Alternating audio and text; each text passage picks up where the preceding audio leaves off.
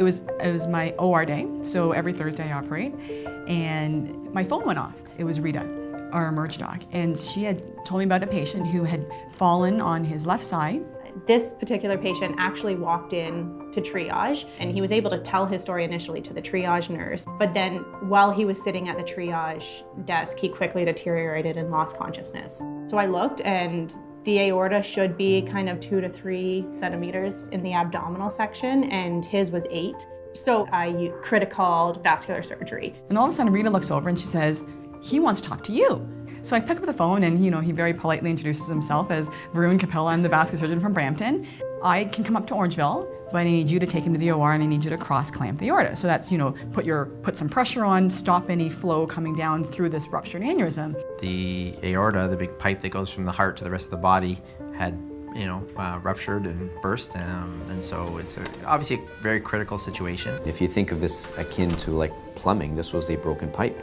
And the first thing you do is you have to get hold of that broken pipe and to wait until we were able to fully repair it. His blood pressure's going down, he's unstable. We know that the quicker we can get the bleeding to stop, the best chance that he's gonna get. I remember staring at the door button outside the emerge, thinking, should I push that button? I pushed that button and the door opened. I had no idea what I was about to get into. So the nurse hands me the scalpel and we get in very, very quickly. And so I was trying to get the clamps to work. The clamps wouldn't fit properly. So finally, I took my hand and I reached in, so over the stomach, under the diaphragm, you feel the heart going and you're just like basically pinching it down right on the spine as if my hands were the clamp. And then I'm just sitting there. Okay, call Varun. We're in the OR, what's your ETA?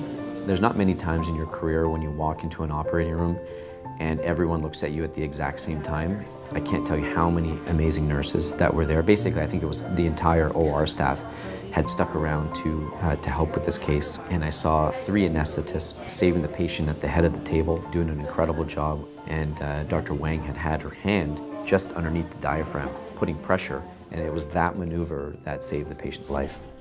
Ever since this event in October, I've got to know Dave as a person who is caring, as a person who has a lot more to give to the community, and there's a reason why he was meant to live that day. At some point, we're going to be where Dave was. We're going to end up needing care like Dave received, and it's because of the work that the foundation does that we're able to provide that type of work and that type of care. Thank you, nurses and doctors. Thank you for helping me stay alive.